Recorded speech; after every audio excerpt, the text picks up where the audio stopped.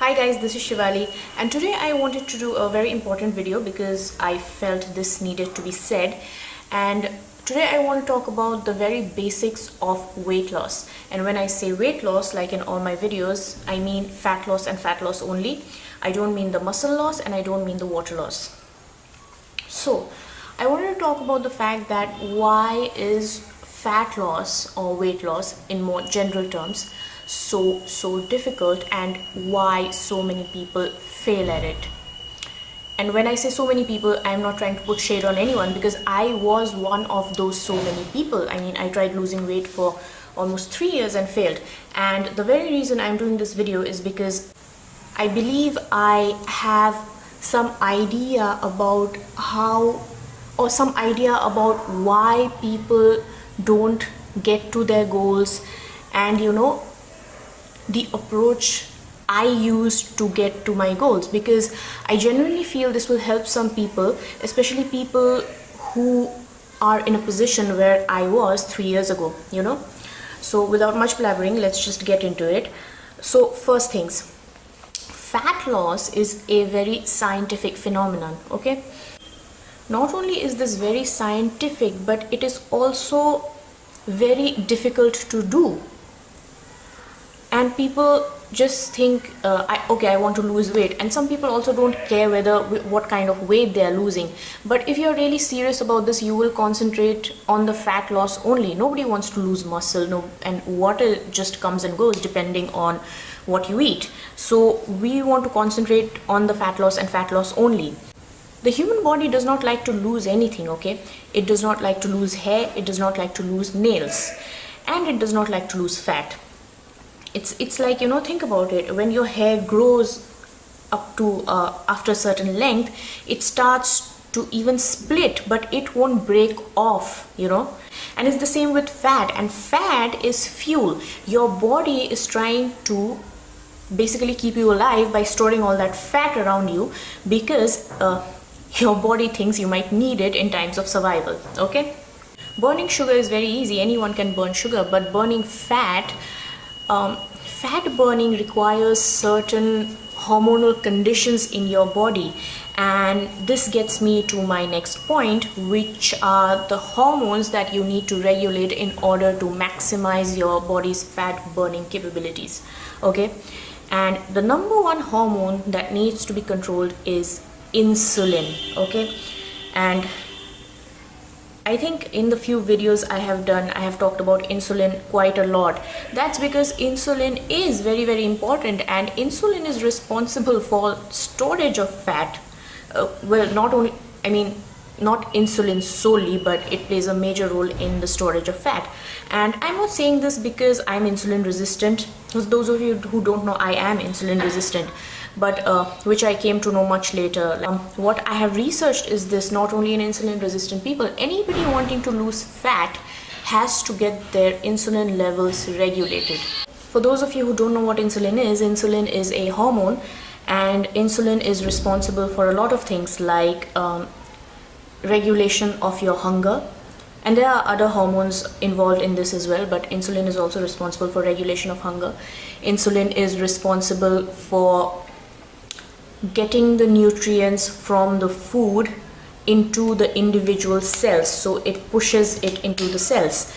And insulin is a fat storing hormone, and it is a dominant opposing hormone, which means that fat burning cannot occur in the presence of insulin, okay?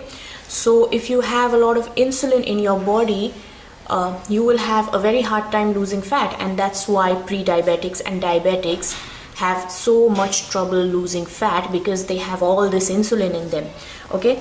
And I'm insulin resistant, like a pre-diabetic situation, and my body makes at least 5 times more insulin than a normal body. And that is also one of the very big reasons why I was having such a hard time losing fat. How do you control insulin? The more carbohydrates you eat, especially simple carbohydrates like sugar, white rice, pasta, biscuits, pizza, all these good things, the more insulin you're going to spike in your blood, okay?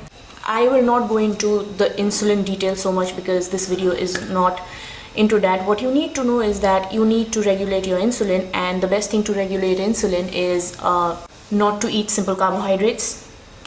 In fact, that was one of the main reasons why I did keto, because in keto you are just basically burning fat instead of sugar in your body.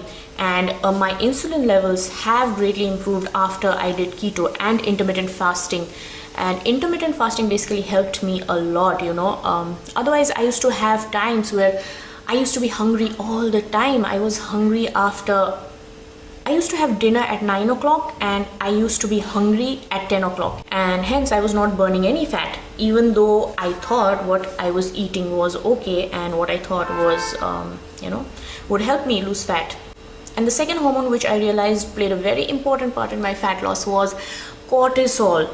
And cortisol is a stress hormone, which means it your adrenal glands, it's located right above your kidneys, right here, right like around here. And the adrenals are a pair of glands that secrete this hormone called cortisol. And cortisol, as I said, is a stress hormone, which means it is released when you're under stress. But we live in this society where you are under a perpetual state of stress. You are stressed out all the time. Now what that does is you have even more cortisol in your body, and cortisol is also a fat storing hormone, okay?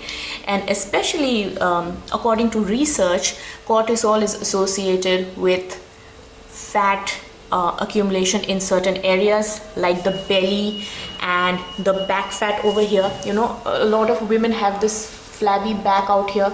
Cortisol is associated with that. And so the more cortisol you have, people, you know, they just when people go under a very stressful event, or they have a job or a life that's very stressful, you may come across people who are not necessarily like obese or overweight, but they have this belly around them, pot bellied what we call them. And they tell you like, I have been doing this diet and I work out and all that, but my belly is just not going. You know, my belly just won't go down. And I was one of those people. In fact, even when I was doing keto and HIIT training, my weight was going consistently down. I lost around a kilo of weight per week, which was my target, by the way. But you know, I realized that after a certain point that my belly was just not going down. It was like this little bit of pooch I had, you know, in my lower belly. And this happened like a month or two after I was doing keto and I was working out consistently. And I researched and found out that, of course, I found out that belly fat is one of the toughest areas to go and one of the last areas to go. But after a lot of research I started doing was I started to take steps to control my cortisol levels, because my cortisol levels have always been very, very high, and it was only after I took steps to actually control my cortisol levels that I saw changes in my belly fat, and it started to go down consistently. Okay, and what do you do to reduce cortisol? Sleep. 8 hours of very, very good quality sleep. Workout, and by workout I mean what doctors and research say is that the best way to control cortisol is low intensity cardio. And low intensity cardio is just a fancy name for walking. Okay, so I was doing HIIT 3 days a week, and I started walking 60 to 90 minutes on the days I was not doing HIIT. So I used to just go on long walks, very, very long walks, and it was winter that time, so it was very pleasurable. Normally I used to do it in the morning. So after that I also noticed that my sleep quality was much better, because I realized that my cortisol levels were getting better. So these were the two hormones which I did realize played a very big role in fat loss. And since these are opposing hormones, in the presence of insulin, and also from what I researched, in the presence of cortisol, your body cannot burn fat. It's just these two hormones are too dominating for your body, and that's why they are necessary to get in control. Okay, people say that weight loss is just 80% nutrition and 20% exercise. What I realized is it's 60% very good nutrition, and by good nutrition I mean effective nutrition. Track your calories and track your macros.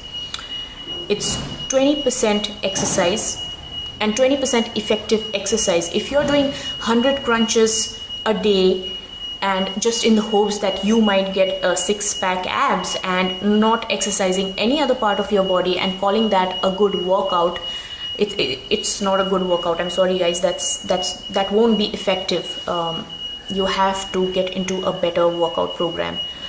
And the rest 20% is effective rest, and by effective rest I mean manage your stress, manage your sleep, and also do some things to increase your pleasure in life.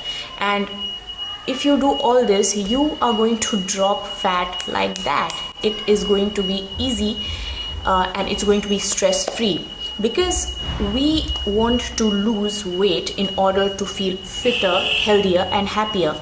What is the point of going through all this if you're just going to be stressed out during this process? It's not worth it. So in order to get the maximum benefit, you have to approach this thing, your goal, in a very scientific and methodical way, and that is why I wanted to do this video. Okay, for today I want to wrap up with this, and I want to say to you all that I have an immense amount of respect for anyone who has done this, who has achieved their goals, who are in the process of doing it, and who are seriously thinking about doing this, because this isn't easy and it takes a lot of effort, it takes a lot of courage, it takes a lot of discipline to get through this. And I'm rooting for anyone who is doing this. Okay, and if you have any questions, then leave it in the comment section below, and until I see you guys next time, stay healthy. I love you. Bye bye.